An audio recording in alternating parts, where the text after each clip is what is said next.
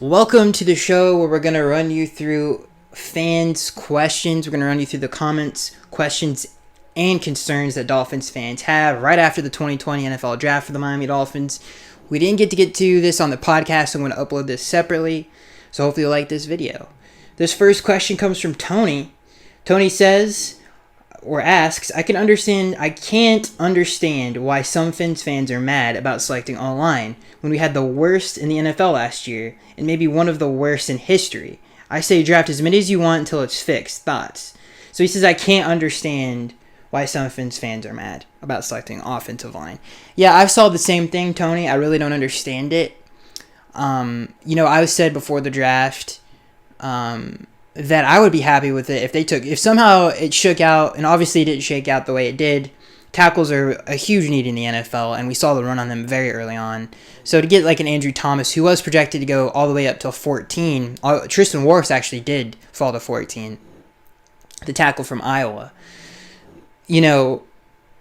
I would have been totally happy with getting 2 tackles in the first round if somehow the board shook out to where we could get, maybe an Austin Jackson, a Josh Jackson, or an Andrew Thomas as well, who was projected to go 14. Maybe we could cut a deal and come out of the first round with both of them. So I was pro. Let's take as many offensive linemen as we can, and really put some assets into the offensive line because, out of all the regimes in the past, especially recently, when you think about Adam Gase's, what he did to build this team, he did not value the guard position. I mean, he was open about that.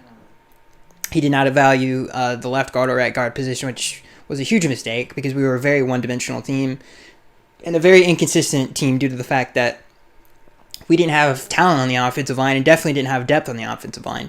You go before that with Joe Philbin, and some of the things that he did for whatever reason. I feel like when Jeff Ireland was here, we did a better job with the offensive line. That was the last great offensive line we had that was consistently healthy, was Tannehill's rookie year.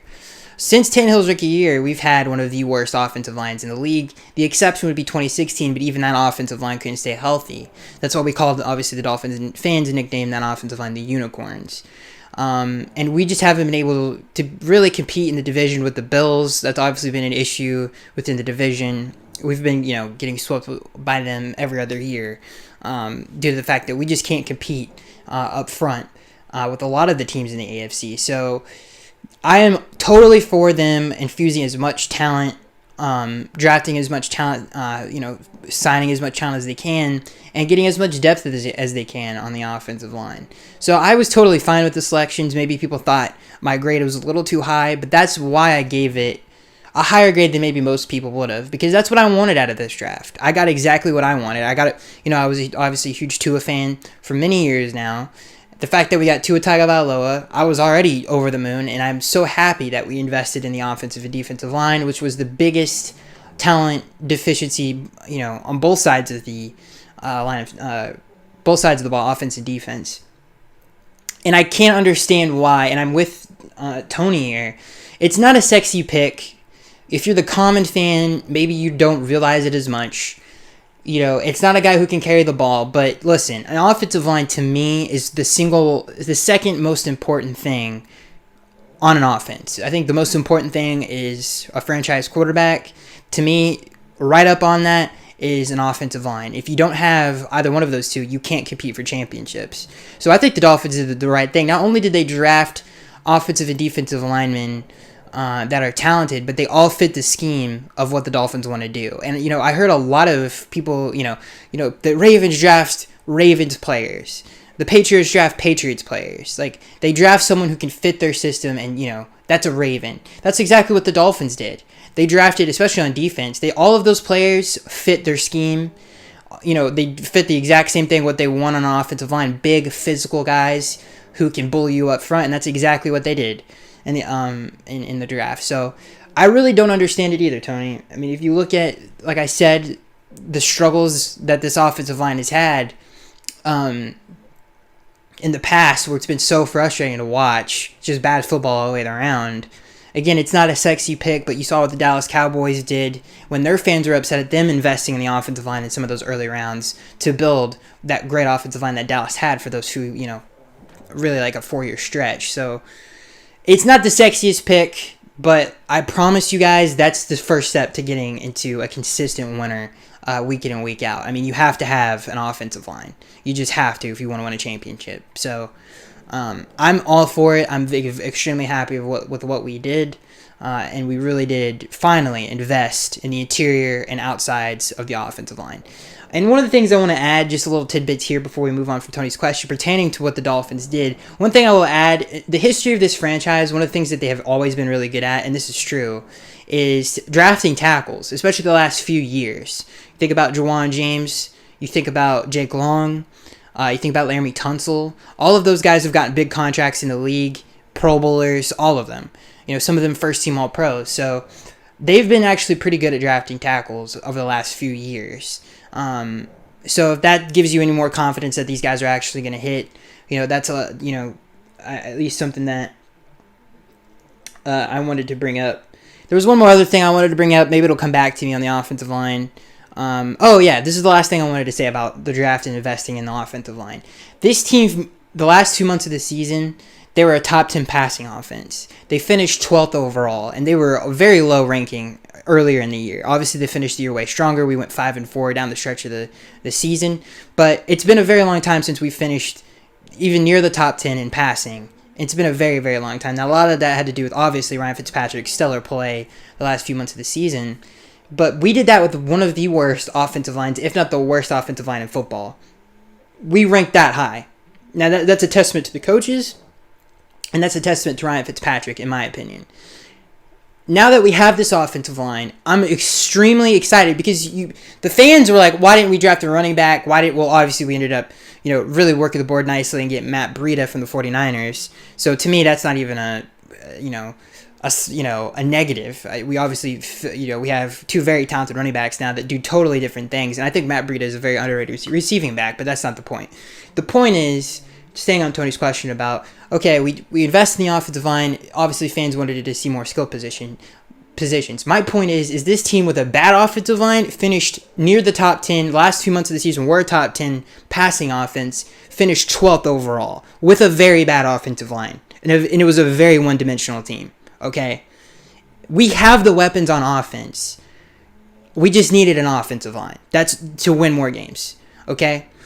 And the fact that we ranked that high with a bad offensive line makes me super excited to see what this offense can do as a whole with this new look offensive line. I'm very excited to see these guys get together, coach them up.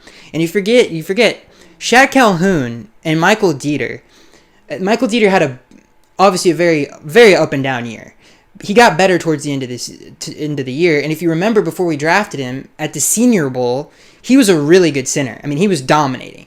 So if he ends up having to move into center, that's fine. And Shaq Calhoun, who was an undrafted rookie last year, really was coming into his own as the season was going on as well. So not only does this offensive line have a lot more talent on it, but it has a lot of depth on it too. So even if someone did get hurt, there's a lot of guys behind them that can play at a pretty decent level. So I'm very excited to see this group get put together, who the final roster is on this offensive line.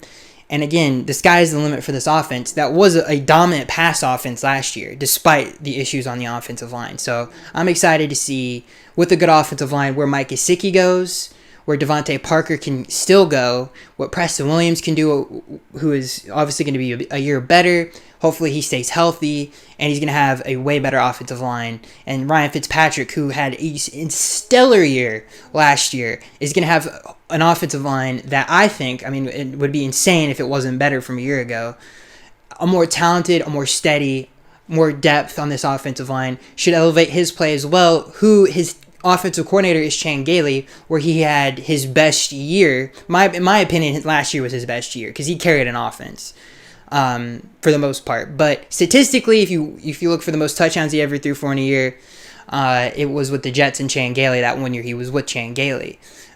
So all of those things are pointing in the right direction. All this offense needed was a backup running back and an offensive line. What did they do in the draft? They got a really good backup running back who's a great tandem with Jordan Howard, and they fixed the offensive line. They invested as much as they could between free agency and the draft. They did what they could, and I feel like they did a really good job doing that.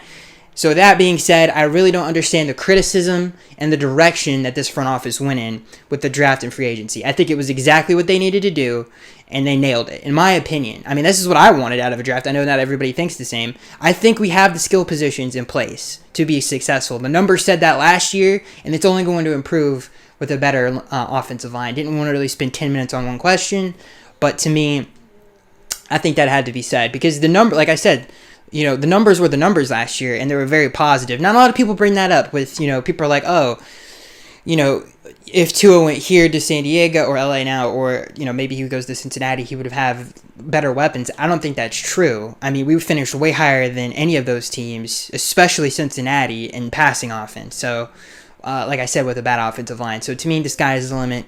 And the Dolphins improved the weakest side of their football team, which is their offensive line. That, to me, is a huge positive, and I cannot wait to see this team line up and play. So that's an argument against why did the Dolphins invest so much into the offensive line. Now, if you want to get into, and I could spend another 10 minutes on this, the whole Austin Jackson thing, I could spend a whole another 10 minutes on that, but I'm sure maybe we'll get another question about Austin Jackson. We're going to move on to the next one. Great question, Tony. This next question comes from GD. He says, now that Tua is drafted, should we start calling him Tan Marino because he wore number 13 in college? No. I don't know, maybe. Tan Marino. That's not a bad one. Maybe we could come up with a little bit better one. But I do like it. I'm interested to see what Tua wears. I don't know if he's said anything about that yet. I don't think he has. I'm interested to see what he wears. Or what number he chooses. It's gonna be really exciting. I'm so excited, guys. I was so nervous that Tua wasn't gonna be a Dolphin that when I didn't believe it until Roger Goodell said it. So I really expected us to take a tackle or something like that. I really did. The track record with this franchise, and in terms of leaks from the draft, especially over the last 3 or 4 years, I mean, all of the leaks have come true, and this is the one year that it didn't. Hopefully, that's a sign of this regime actually getting its stuff together. This next question comes from Edward. Edward says and asks, Skaggs, did Noah look happy to you when he was drafted? He looked like he was upset. I just want your opinion. Thank you. He looked happy to me. I mean, when he did the interview right after he was drafted, he looked emotional. So, yeah, I think he looked happy. I mean, I don't know why he wouldn't be happy. This next question comes from Douglas. Douglas says, hey, Skaggs. He says, hey Skaggs, all I am happy with this draft. The results especially, not moving up to get Tua like the national media wanted us to. I was extremely disappointed that we didn't get J.K. Dobbins when he was one pick away. What are your thoughts? Now, if you guys have listened, that's a great question, Douglas, by the way. If you guys listened to the show and listened to my podcast, J.K. Dobbins and Jonathan Taylor, I mean, I had them in really high regard as running backs. I mean, those were my 2 favorite running backs in the draft. I watched a lot of them due to the fact that there was a huge need there. I thought the Dolphins would go in that direction. It ended up didn't happen. It ended up not happening. What we did do in the second round and third round, I'm fine with. I like the players that we took, especially in the second round. I was a huge fan of both of those players, Robert Hunt and especially Raekwon Davis, one of my favorite picks of the draft. I really like him as a player. I would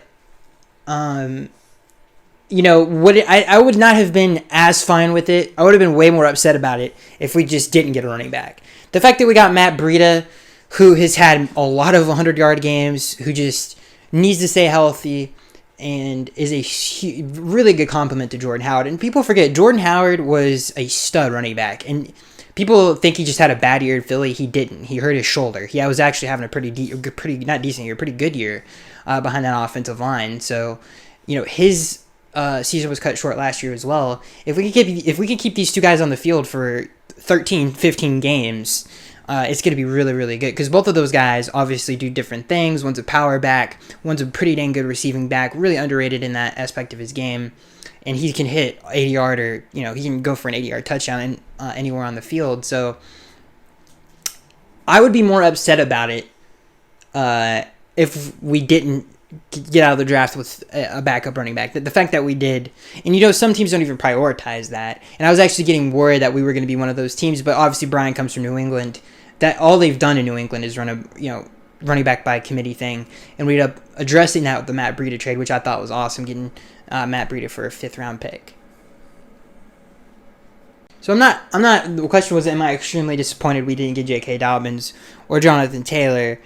No, I'm not. I'm pretty happy with how they addressed that position. And again, it was a backup running back position. The fact that we got a starting defensive tackle who's going to play a lot more. Brian loves to switch fronts, rotate guys. Raekwon's a very versatile guy. He can play at end or DT. So I feel like that was a bigger need than a backup, bigger need, but I think it addresses a bigger need than backup running back does with the 2nd round pick. And then even though J.K. Dobbins is a very talented player, I just think Raekwon can, really give us we were thin on the defensive tackle in terms of depth. This adds talent and depth to that position.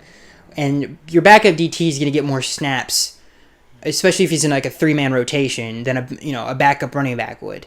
So I just love the direction we went in anyway. We got Robert Hunt, obviously, who to me can be a very good guard. It's going to be interesting to see where he plays. But I feel like the 2 positions we ended up addressing were just a little bit more important than the backup running back position. Even though I thought we desperately needed that position. I think that was definitely high on my list, but offensive line obviously comes first. But I'm not disappointed in it. I feel like if we didn't come out of the draft with running back, I definitely would have been, because I'm like, what the heck? Do we think Patrick Laird and Myles Gaskin are competent NFL running backs? No. So especially they're just not good enough all around players. And the fact that we ended up, I don't want to keep repeating myself, address it anyway. I'm not as upset about it as I would have been. So, no, I'm not disappointed. This next question comes from Corporate Gamer. He says, thoughts on Curtis Weaver falling into the 5th round? That's our biggest steal. I completely agree with that. First of all, I don't understand why he did. I've heard some of the analysts, say the reason he fell is because of body type. Some of them said body type, which doesn't make any sense to me. And then, because if he can play, he can play. But, body type and athleticism. And one of the things I've really noticed watching Curtis Weaver a lot over the last few days is his ability, his athleticism is really good. Even Boise State dropped him back in zone coverage a lot. And he's a pretty good athlete. I just don't understand the criticism of his speed. I think he's got pretty dang good speed. He closes really fast. He finishes sacks. You rarely see him miss sacks in the backfield. In terms of, maybe a quarterback rolls out right or left on him and he just can't keep up. You really don't see that with him. He finishes when he gets there. I just don't see a deficiency. Oh man, he's just slow right there. Maybe he's not Chase Young or like a D Ford or someone like that, but he's definitely got adequate athleticism. I just don't understand that criticism, especially with his type of production to fall to the 5th round. I don't care. The fact that he's a Dolphin, that's awesome. He's a better prospect than Charles Harris was coming out of college, in my opinion. I love the pick. I think, if you look at the roster, we have a lot of players that are physical, big physical guys that are really good in the run game that is really going to enable us to get a lot of teams in 3rd and 10 and really let our secondary eat. Not to mention now that we have I keep calling him Marcus for some reason, Curtis Weaver, that we drafted Curtis Weaver, who the best thing that he does is with his pass rush ability and what he can do rushing the passer. So I think, to me, he has a chance to have the biggest impact right away, in my opinion. In terms of, what fans look at as stats, he has a chance to really get a lot of sacks with the combination of an outstanding secondary that Brian Flores has assembled, and with the additions of all these physical guys up front to defend the run. We're going to get teams a lot of 3rd downs. So I think Marcus Weaver could have a very big impact in 2020 due to all those factors. And that makes me really excited to see what he can do in his rookie campaign. So yeah, I thought it was an absolute steal. This next question comes from Beef. Beef says, as much as I would love to see this team make it to the playoffs, I still have doubts. I'm very used to seeing this team lose a lot. But that would be disqualifying all the hard work Brian Flores and Chris Grier has done for this team. We now have players who really want to play for Flores and improved weak areas in the roster. Do you see the next Dolphins season, he says, do you see the Dolphins next season not only making it to the playoffs, but going past 10-6, let alone 8-8? I really hope I'm wrong because I want to win. Okay, so what you're saying is you're just, you want to see it to believe it, is basically what you're saying. Beef. So the question is, do I think that they have a chance to go to... Yeah, I mean, to be honest with you, to win a division is basically a free ticket to the playoffs. And I think this team can win the division. Our biggest hurdle will be the Buffalo Bills. Anyone that says the Jets, I want to slap in the face, because I've seen some power rankings saying that the Jets are better than the Dolphins, and it just doesn't make any sense. I could spend a whole 30 minutes on why it doesn't make any sense, but the short answer here is, when you look at the two games that we played against them, we should have won both of those games. In Miami, we blew them out of the water. It should have been worse than it was if it wasn't for a couple of misplays by the Dolphins and a bad offensive pass interference call of Devontae Parker, or there would have been an extra touchdown on their head. We lost the game on the road in MetLife Stadium to a bad pass interference call. Like, when you watch it today, I still cannot believe they threw the flag on that. It still blows my mind. People have to remember, They were in a 4th and 20, I believe, at the time, and they threw the flag, which literally nullified the 4th and 20. Not only would we have literally won the game if they didn't throw the flag, because we would have gotten possession of the ball and just need the clock out, but it put them in field goal position as well. So we should have swept them last year with the roster that we had. We are way better than we were a year ago in terms of talent. You know, all the things that we fixed on the roster. So to me, I don't understand the whole Jets being better than us. I just don't see it. I don't get it. Don't understand it. To me, the Bills are the hardest team to beat in this division. The fact, the Patriots we could sit here and talk about all day, but if you don't have a quarterback, then I just don't see it. People might bring, the Texans won their division with yeah, but Andrew Luck missed both of those years that they won it with those bad quarterbacks, and all the other quarterbacks in that division were awful. I mean, the Jaguars were peak Jaguars bad. The Colts didn't have luck. So the Titans were just lost. Yeah, I mean, to me, this division, with the improvements that, and I'll give them their credit, the Bills and the Jets made, including us, I just don't see the Patriots overcoming any of that with Jarrett Stidham and Brian Hoyer. I don't care how good Bill Belichick is.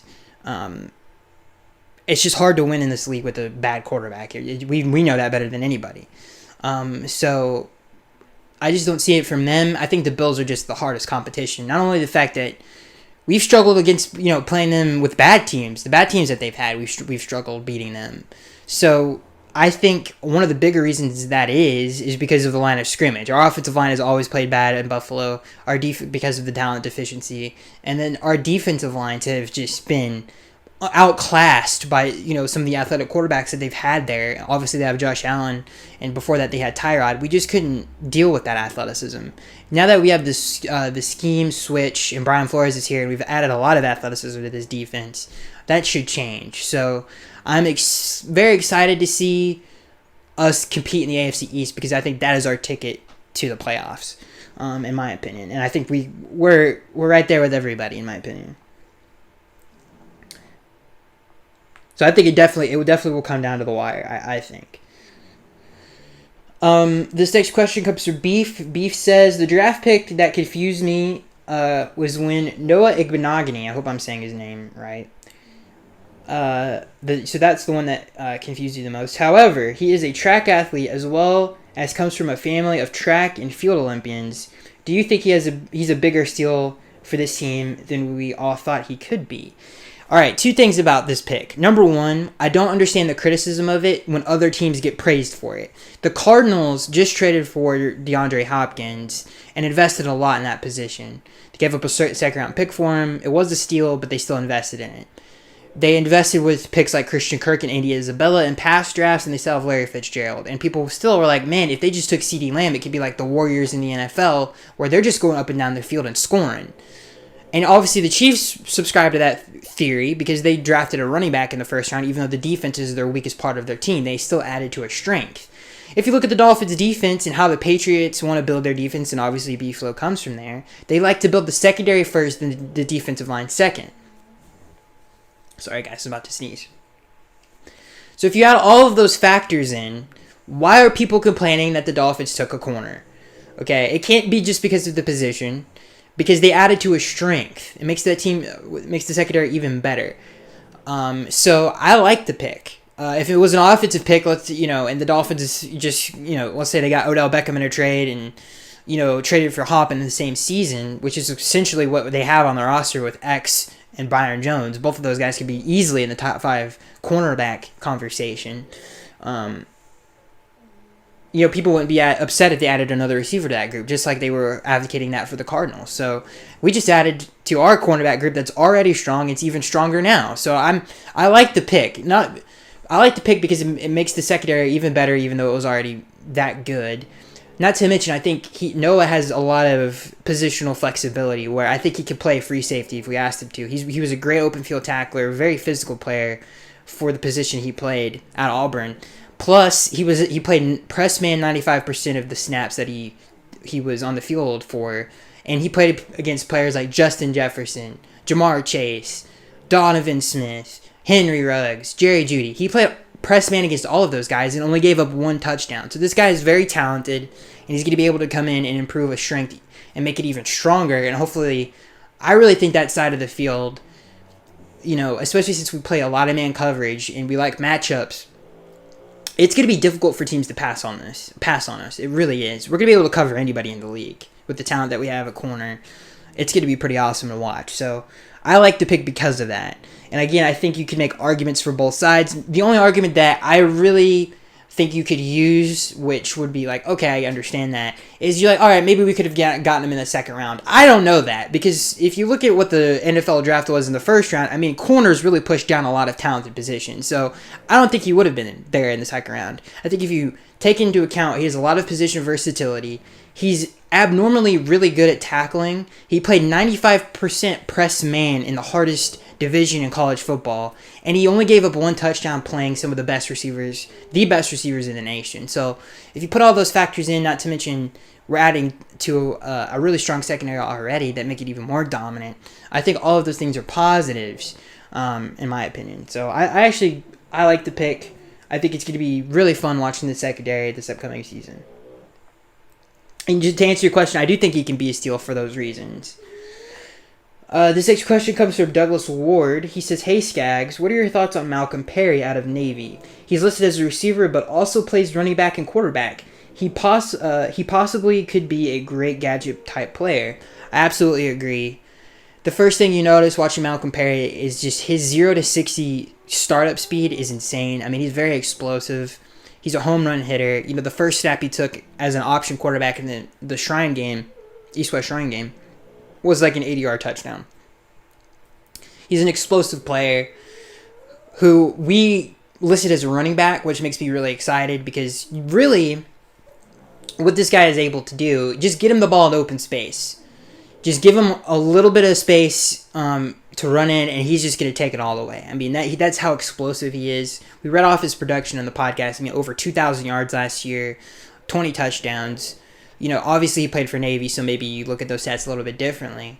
But he was still a very dominant player, very explosive. That's I keep saying it, but it really, when you watch him play, that's the first thing that you notice is just how explosive he is.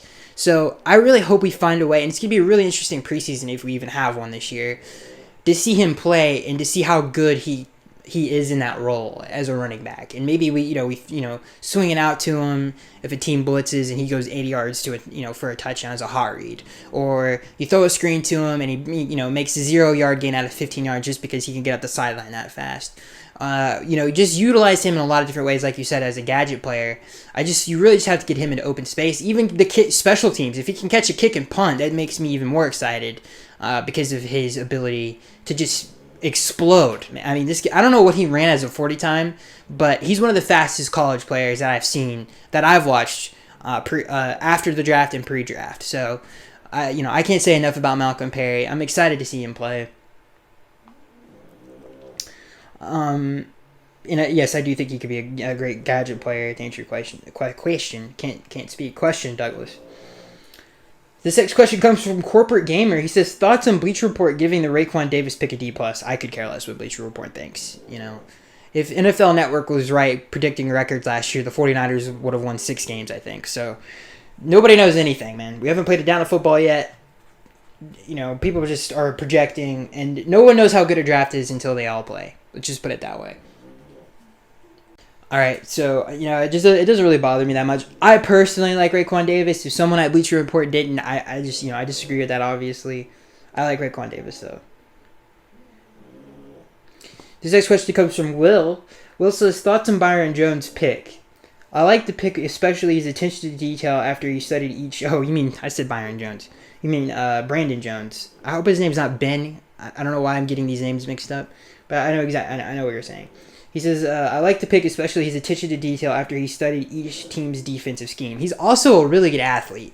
That's something that I really didn't see a lot be talked about when you talk about Jones from Texas. He returned kicks, man, at Texas. He's a really athletic guy in the Big 12, which is a very offensive-heavy conference. He fits the scheme. I mean, when you watch him play, sometimes he lies over the slot cornerback, slot receiver. He plays in the box a lot. He plays free. He plays deep middle. Like, he does a lot of different things, and he's a really good athlete. So I think he could be a great special teams player right away, and we'll see how he develops and see if he can get any starting snaps. But I love his ball skills. Really, like I said, underrated athlete. And like you said, he's a very smart player. Smart, versatile players, that's what Brian Flores wants. And he fits a need there at free safety. So I really like the pick as well. And with your thing, what you're saying about his defensive schemes, well, it's true. I mean, you watched 4 quarters of everyone's defensive film, every team in the league. So obviously, a really hard worker, and a really smart player. This next question comes from Mark. He says, "How do you feel about the running back situation post draft? I love the trade for Breida for a 5th rounder. Also, how do you feel about Miami drafting Najee Harris next year? I hope they draft him in 2021. First of all, love Harris. Think he's going to be a really good NFL player. I watched all 2 of his snaps that he had at Alabama, so obviously he popped up a lot, surprisingly, in the passing game, as much as he did. He's a really weird guy in terms of a player. Like, he's an insane prospect. He's a very physical, big dude who's a really good pass catcher, man. Just, you don't really see a big dude like that be as good as he is and just have soft hands like he does. So, yeah, Najee Harris, with the running backs getting pushed down like they are, I could totally see him in the Dolphins' future. And how do I feel about the running back? I love, dude. If this offensive line can come together and this new talent can be as good as we want it to be, it's a big I mean, dude, this is the biggest offensive line we've had in Miami, and especially physically, dude. The last few years we've always been a really good in terms of pass blocking efficiency. We've always been pretty high in the league. We just are terrible in the run game, especially the last 3 or 4 years. I mean, obviously we weren't good in pass blocking efficiency last year, but I'm talking about years before that. So we've always been a pretty good pass blocking team, but when it comes to run blocking, we've been awful because we're not, we haven't had just a grinded, physical, nasty offensive line in a long time. These guys are big, physical run blockers. Excuse me. So you add that with the kind of guards that we drafted, to the fact that we got Matt Breida and Jordan Howard, running behind that physical offensive line, with good receivers. Like, I'm very excited to see those 2 play behind that offensive line. I'm very excited about that. So I feel very good about the running back position after the draft. This next question comes from Bad Bandit. He says, "Hey Skag, super excited about this draft class. Do you think Tua will play in the preseason if we have a preseason anyway?" Yes, I do. I think you'll see Tua in the preseason. I would, dude. I definitely would play him in the preseason. I don't think you can be treat him like he's Humpty Dumpty or something like that, where he's just gonna crack like an egg. You have to let him play. So yeah, I would definitely play him. I might play him with the starting offensive lines to a lot of our. And especially since we have really good depth this year on offensive line, I think I would definitely feel a lot more comfortable about putting him in there for sure. So because of that, so yeah, I definitely could see Tua playing in preseason. I'd play him in preseason. This next question comes from SM. He says, "Really wanted the safety from Bama instead of the Noah pick." I think, to me, and I'm with you, man. I'm with you on that one. On my board, the top 3 guys, if I had a board, like I'm a GM or something, but just stick with me here. The top 3 guys at that time that I really wanted were AJ Epinesa, Xavier McKinney, and Antoine Winfield. I thought 3 of those guys could fill huge needs on the team. AJ Epinesa just adds another really good defensive player to the front. He is a Brian Flores guy, can play inside, outside, can do a lot of different things. And Antoine Whitfield and Xavier McKinney are really good players. And they would both have been really good free safeties and both fit the scheme. I think McKinney probably fits the scheme a little bit more than Antoine does, but I think both of those guys are talented. Still, though, it's not a bad pick, if you know what I'm saying. Like, it's still the direction we went in. We picked a good player who adds to a strength. And I think he sneakily could be a free safety. I really do. I think his open field tackling ability, I think he will be tried at free safety. So I'm with you on the fact that maybe it was a little bit of a reach, but I'm still not going to be super upset about the pick. Because I understand it. I like the player. I mean, it's hard not to. I don't understand why you wouldn't like him. Maybe he's a little bit too physical, gets a little bit handsy, but he's. I think. I mean, I'm excited to see where he plays because I really do think he could be a free safety. So, it definitely surprised me in the moment. But I still like the player. So I could understand some fans being a little bit upset that, maybe they didn't get the guy that they wanted. This next question comes from Mark. He says, I can't wait to hear your take on the draft. Since Tua is left-handed, the right tackle will be responsible for defending his blind side. Who do you think will be our starting right tackle week 1 against the Cardinals? Did we play the Cardinals week 1? I didn't know this thing. I don't think the schedule has been released. Maybe I'm wrong. But who do I think will be the starting right tackle? I think Jesse Davis. I think that's the right pick. He's a vet. He's played a lot of snaps there in the NFL. He's done very good in the passing game at that position. I think he's a way better pass blocker than he is a run blocker. I like him at right tackle more because of that. And I think he's a good right tackle. Someone that I didn't really bring up enough when I was talking about the offensive line. I brought up that I went back and watched, some of our games, and obviously the offensive line was an issue and made our team very one-dimensional. But Jesse Davis was he was the only player on that offensive line that was consistent and was consistently good in pass protection as well. So I would stick with Jesse Davis at right tackle because of experience and talent. I think Jesse Davis would be a good right tackle for Tua if he were to start his rookie year. This next question comes from Alonzo. Alonzo says, I think the Dolphins had an excellent draft, picking up high-character players that love football and put the team before themselves. Your thoughts? I think that's the biggest theme that no one is talking about when you look at the national media. And I don't, it kind of bothers me a little bit because it's like, dude, what? We did the same thing. Maybe you don't watch our team play and what Brian Flores likes in players and the New England defense, but every player he picked, especially on defense, fits what he wants to do. Every single one of them are a scheme fit. So to sit here and say, those guys are all scheme fits, they really like to build the DNA of their team.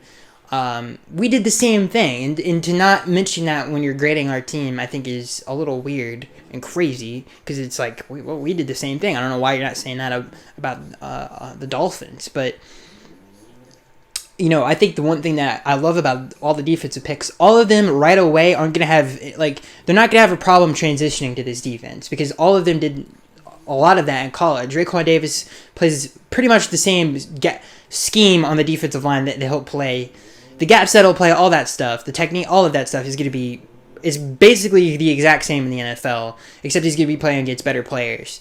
You talk about all of the corners are going to be playing man coverage. Noah did that in college 95% of the time. He's going to do the exact same thing in the NFL. So that's a scheme fit. Brandon Jones is going to do the exact same thing, what he did at Texas in the Dolphins system. You think about what, especially, what's his name, Strobridge from North Carolina. He's the best example of this. He is a Brian Flores guy to a T. Plays inside, outside. Reminds me a lot of Trey Flowers. He's going to do the exact same thing. When he comes to the Dolphins, he's going to do the exact same thing. Weaver, the exact stand him up, rush him, all that stuff. They're all scheme fits. So, that's what I like about it. We haven't had a draft like that. I cannot say that. First of all, we've never had a direction like this where I'm like, yeah, that's a scheme fit because we're so all over the place as an organization that it's really refreshing to go into a draft and say all the players that we picked, especially on defense, offense, fit what the Dolphins are trying to build towards. So, I think that's a huge positive that not a lot of people are talking about. So I completely agree, Alonzo, with your question. All of them are high character and great team players and also scheme fits. This next question comes from Ryan. Ryan says, this comment isn't a question. This comment is what I wanted to tell the viewers about our 7th round pick, quarterback, running back, / wide receiver Malcolm Perry from Navy. I love all of our picks. I just wanted to go over Perry in more depth. He's a very elusive guy. He kind of reminds me of Taysom Hill. He can line up in multiple offensive positions such as flea flicker and wildcat formations and be very successful. I know all because I'm a Memphis Tiger fan in college. I know he isn't from Memphis, but he played in the division. He always gave us a hard time. LOL, fins up.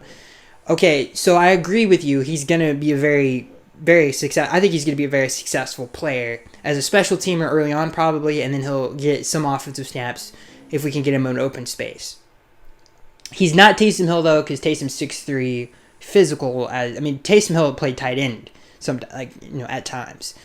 He can't do that. He's only 5'9", so he's a little bit more limited than Taysom Hill. But I get what you're saying. Like, he can affect the game in some of the same ways that Taysom Hill does. So I agree with you. I think he's way more explosive than Taysom Hill ever was, in my opinion, in terms of speed. Like, he's a very, very explosive player. This next question comes from Alex. Alex says, besides drafting Tua, who is your favorite pick? Mine was Robert Hunt. My favorite pick, it's a tie between Curtis Weaver and Raekwon Davis. I like both of those picks a lot. I would probably say Curtis Weaver. I just like him as a player. I loved watching him. And I think he can be a sneaky, really good contributor to this defense. This next question comes from Alonzo. He says, the Dolphins not only filled needs on the offensive and defensive lines, but did so with extremely huge-sized people, moving players. And also the extremely huge people, excuse me, I don't know why I'm butchering this. Huge people who move players. That's what he said. Does this equate to a new and different philosophy in Miami? He says, does this equate to a new and different... Sorry, my eyes got a little blurred. I just butchered this question. He says, does this equate to a new and different philosophy in Miami as we've seemingly been a finesse team for the last decade? Yes, completely different, man. We can get in the dirt and grind it out and really close out teams now. We're no longer a one-dimensional team. We can dominate in the run game. That allows us to do a lot more play action stuff. So I'm really excited about that. So I completely agree. Like I said, we got way bigger and way more physical on the offensive line. This next question comes from Beef. He says, do you think the players we got are more humble, hardworking, and have good character? He says, in that case, do you think Flores had no time for big names with good talent getting drafted they may not have the best interest for the team. The other players might cause problems in their future. Dude, I think he just picked scheme fit players that were talented. That's what he did. That fit the scheme and fit what he likes to see and what he wants to do as a defense. So some of those guys like McKinney, I think could definitely fit in the defense. Antoine Winfield, I think you can make an argument that he doesn't. He's more of a zone safety. Like if you're a heavy cover 3 team, like a lot of teams are in the NFL now. Maybe he doesn't fit our scheme because he's not as versatile as someone like a McKinney. But I think Brian just looked for a scheme fit that were talented. But and some of those guys just weren't scheme fits. This question comes from Slugga. He says, Slug. He says his name's Slug to Dawn. So I don't want me to get it mixed up here. He says, hey Skaggs, love the show. What's your overall grade for our draft? I bounced around from a B+ to an A-, and the reason I did, the Noah pick, I thought there were two probably, you could argue, better options at the time, even though I'm not taking anything away from the player, because I do think he could be a pretty good player in the NFL. But I think AJ Epinesa and McKinney were, I think, scheme fits, and I think they're more talented players, especially for right now. So that kind of, downgraded the grade a little bit, and I thought we could have worked the draft board and been a little bit more aggressive in earlier rounds. Obviously, we ended up doing that. I mean, we did trade down with the Packers, got an extra 4th-round pick. We traded up to get Weaver. We traded down to get Matt Breida. So we ended up working the board a little bit, but I thought we could do a little bit more than we did. I mean, you saw what the Minnesota Vikings did. They somehow ended up with more picks than even we did. They ended up with 15 when they had less picks than we did going into draft day. So I thought maybe we could have worked the board a little bit more than we did. So that's why I give it an A minus. I was right around B plus or A minus. I decided on an A minus because it was like we fixed all the issues and addressed them in the draft. So why I can't sit here, like the strategy we had, I wouldn't have changed even if I was making the decisions. So yeah, that's why I decided on an A minus. And not to mention the Dolphins got their franchise quarterback of the future. So that's kind of where I was at in terms of a grade. This next question comes from Beef. He says, I think we already answered this question. Yeah, we already answered this question, excuse me. This next question comes from Jagpack. He says, I'm not a fan of taking a long snapper. It didn't seem like they needed one. I'm pretty sure they could have grabbed him as an undrafted free agent. Thoughts? He's a pretty good long snapper. But I see what you're saying. I think someone tweeted, I can't remember who it was, but it was on the team stream, the team feed there, that we led the league in most missed tackles by a long snapper, which I didn't know. But it makes the special teams better. He's an athletic dude. I get where you're coming from on that one, but I mean, there's not a lot of players in the 6th round that can affect your team to that level. So I'm totally fine with it. This next question comes without warning. He says, "Will Tua get the Mahomes treatment as a rookie or be a plug-and-play starter?" I hope we give him the Mahomes treatment. People forget Mahomes did play one game as rookie here towards the end of the year against the Broncos when the Chiefs already had the playoffs locked up.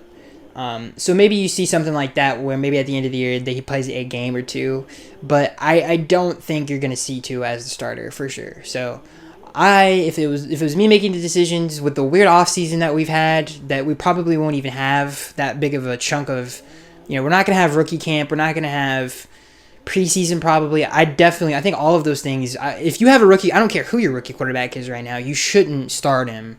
You should just let him, I would think sit because of the weird, we don't know how bad the offseason, how much it's going to take away from getting prepared for the regular season. So I think that's a huge factor here. Even if Joe Burrow, if they keep Andy Dalton, they should start Andy Dalton. I mean, I don't think you should throw a rookie in there like that in the fray. So I think the weird offseason that we're having, I think is a huge factor in this, and I think that's probably the biggest reason why I would sit Tua for a year. So to answer your question, listen without warning, yes, I would do the Mahomes treatment and sit Tua for a year. This next question comes from Douglas. Douglas says, "Hey Skaggs, we were supposed to be the worst team in the NFL according to the media last year, maybe the worst team ever, which was an absolute joke, yet we still won 5 games, easily could have won 7. We were totally screwed in the second game, the Jets game in Washington was a very winnable game. We also let one slip away from us in Buffalo. Flores has the team playing hard, and any true fan can see that. So we only had 5 lousy wins last year. Now what does all the free agents we brought in do? Does it make us worse or hopefully a couple of games better? Then look at the draft, which should also buy a couple of wins. Now you're looking at a winning team fighting for a playoff spot next year and a franchise quarterback ready to be unleashed onto the NFL in 2021. Would you say we are ready to turn the corner starting now and definitely a real threat in 2021? Yeah, especially that the playoffs got expanded to a 7th seed. I definitely think the Dolphins could be a 7th seed if they don't win the division. So I think it's possible. I'm not saying it's going to happen, but I think we have just a shot at it as anybody. What you're saying is my argument for it is the Dolphins played so well against division rivals last year. We should have beat the Bills, and that was the one bad game Ryan Fitzpatrick had. He was having a great game up until a point where he threw the bad pick in the red zone to Tre'Davious White. It literally took points off the board, and that pretty much lost us the game. we could go on and on and on. The Dolphins should have won more games than even 5 last year, and that's with that roster. I mean, we had practice squad players playing corner. We had people coming off the street playing crucial positions for us. That's not going to happen this year. So I definitely think the Dolphins, not only are they a way better team than they were a year ago, but this coaching staff is outstanding. So I definitely think we're going to be a threat in the AFC and the AFC East for sure. This next question comes from Douglas. He says, "Hey Skaggs, we added 2 offensive linemen in free agency, Flowers and Karras, and drafted Dieter last year. We went ahead and added 3 more in the draft this year. Do you think our offensive line problems should be solved with some development by next year for a long time going forward?" Yeah, I mean, it should be. I think we did a good job of infusing talent in positions that we really needed. So yes, definitely should be a lot better. The second question comes from Alonzo. He says, "Do you see any trades or free agent signings in the immediate future?" No. I thought Logan Ryan had a good chance of being a Dolphin after the draft, but after the Noah pick, plus they have Nick Needham on the roster, it's a really crowded room. So I feel like they're just going to just really see how it plays out, because it's already a very talented, crowded room that has good veteran leadership in it as well. I don't see the Dolphins making any additions to that. So no, I don't. They can't afford Clowney, and so I just don't see any real free agents in the immediate future now. This next question comes from Beef. He says, "Do you think we got a big sleeper in this draft?" Yeah, Weaver for sure. Curtis Weaver. I keep wanting to call him Marcus for some reason. To answer your question, Beef. He said, this next question comes from Jagpack. He says, "So many linemen." He says, "It's not sexy or exciting, but it needed to be done. Let's hope they all pan out so we can use next year's picks on weapons." I completely agree. This next question comes from SM. He says, "Gandy Golden, the 4th round, went to Washington, is a stud." I'm not a huge fan of Gandy Golden, so I kind of disagree with that a little bit. But, yeah, I guess he's, if you think he's a good player. This next question comes from Corporate Gamer. He says, "What do you think our starting O-line will look like in week 1? I don't know. It's like, what the heck is our starting secondary going to look like? Like, I know 2 starting positions are locked down. Actually, 3. I think Eric Rowe, Byron, and X are all going to start. But I don't know the other positions. There's so much talent there, and I don't know on the offensive line. I think if I had to say for sure what's going to happen, these are the 2 positions that I think are going to be locks. I think left tackle, I think for sure is going to be Austin Jackson, and I think right tackle, you're going to see Jesse Davis. If I had to make, those are the only predictions I'm going to make, because once you start getting into the interior, I could go 50,000 different directions. That makes sense. This next question comes from Alonzo. He says, "We had opportunities to get marquee names at the draft, but for the most part passed on these players. Swift, Wirfs, McKinney, Epinesa. Wirfs we would have had to trade up for. So I'm not too mad about that one, but the other guys were still on the board." He says, "Do you think it was a mistake or mismanagement of our draft capital, or did the Dolphins just not value those players as highly as other teams?" No, I mean, I guess they didn't, and I trust Chris Greer and Brian Flores. I mean, they do this for a living, for a profession. So I'm not mad about it. I still think we got talented players, but I think they definitely could have worked the board a little bit more. I think that's the only thing that I'm like, man, I wish they kind of would have moved up a little bit, down a little bit. They had all the draft capital they needed. They just decided really not to. They stuck to their board. They trusted where they were picking, and they seem very satisfied. And I'm very satisfied with what they what the lot ended up being. So I already went through my negatives and positives. So yeah, that's how I feel. This next question comes from Will. He says, "Which is more important to you in a scheme, versatility or giving players a chance to keep it simple and play fast like Seattle?" Okay, so Seattle's, in terms of coverage, Seattle's scheme is a little complicated, but their front, they just like fly up the field, just attack. It's kind of like a wide 9 defense. I'm way for versatility and discipline on defense, especially up front. I like the whole Nick Saban, Brian Flores thing. Really just want to stand people up and make a read instead of just flying upfield. I think that's a better way of playing, because you set yourself up and your defense up for third downs, a lot more third downs, and that's why they've been the best third down defense in New England for a long time. So I'm for that scheme more than Seattle's. This next question comes from Ahmed. He says, excuse me, I'm sorry, guys. He says, "How would you have felt if the team went with Brown or Simmons using the 5th overall pick? Do you believe Rosen can be successful with a revamped O-line? This draft had a different feel in comparison to previous year. Do you feel the same way, and if so, why? Well, the reason it had a different feel, I feel like this draft was way more talented than last year's draft. That's just my opinion. The second round was way more loaded. I felt like it had a lot more depth. I thought this draft was just better all around than last year's draft. So I think that's why I had a different feel, not to mention the whole virus thing and all that other stuff. So, and if we picked Brown or Simmons, I would have been very mad. Let's just put it that way. I think when you look at Tua, and I heard this thing about, and I just want to talk about this really quick, that Chris Sims was talking about. He's like, I think it's a bad sign that anytime anybody talks about Tua, they bring up the intangibles first. First of all, yes, he has great intangibles. He's a captain, whatever, all that stuff. But the dude can ball. Like, the dude could straight up ball. He's got a really quick release. He makes very fast reads. He reads the field better than anyone in the draft. Him and Joe have to be tied because you just don't get better than that. The whole argument that, he had a lot of talent in Alabama. Okay, Joe Burrow did too. I think the only valid argument against Tua is the fact that he's had a lot of injuries in college. The whole, like I said, if you try to make the argument that he had a lot of talent around him, so did Joe Burrow. His receiving core, to me, the top two receivers that he had, Jamar Chase and Justin Jefferson, are better than the top two receivers that Alabama had, in my opinion. So, I don't know. And plus, not to mention, his running back was a first-round pick. Like, to me, that's a stupid argument.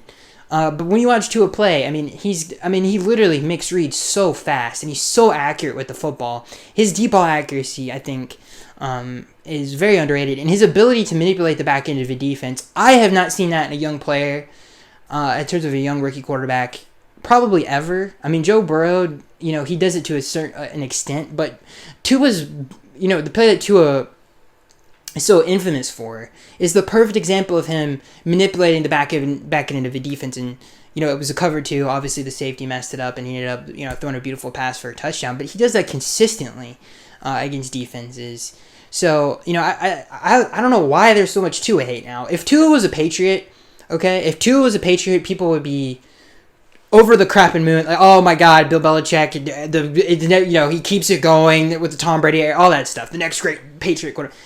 For some whatever reason, the fact that we picked him in the top 5, people want to sit here and just, nitpick at it. It is what it is, dude. I don't even know why your question was how I felt if we picked Brown or Simmons. I would have been very upset. I think Tua is a great player. And I feel like the whole, some of the things that I've heard about Tua, just doesn't make any sense. Like I said, the whole talent thing, you can make the same argument for Joe Burrow. To me, it's even worse for Joe because it's like, well, year one, some of these players were still on that roster, right? And then year two, when Joe Brady gets there, things start to take off. But Tua did it consistently with the same talent. So I don't know, man. I think it's a stupid argument that makes no sense because you can make it for both players, in my opinion. This next question comes from Carlos. He says, is Dieter going to start if he does right or left guard? Michael Dieter? Probably left guard. Yeah, I could see left guard. This next question comes from Jerry. He says, I got banned from Twitter from telling Bills fans Josh Allen is garbage. Back me up. I know you can lay some input down. I can lay some input down, but we're running out of time. And I think I just can't wait to play him in the division. But I kind of agree with that. I kind of agree. I don't know if he's garbage, but I definitely think he's a little bit overrated. This next question comes from Will. He says, do you think Bobby McCain is on notice now due to the Noah pick?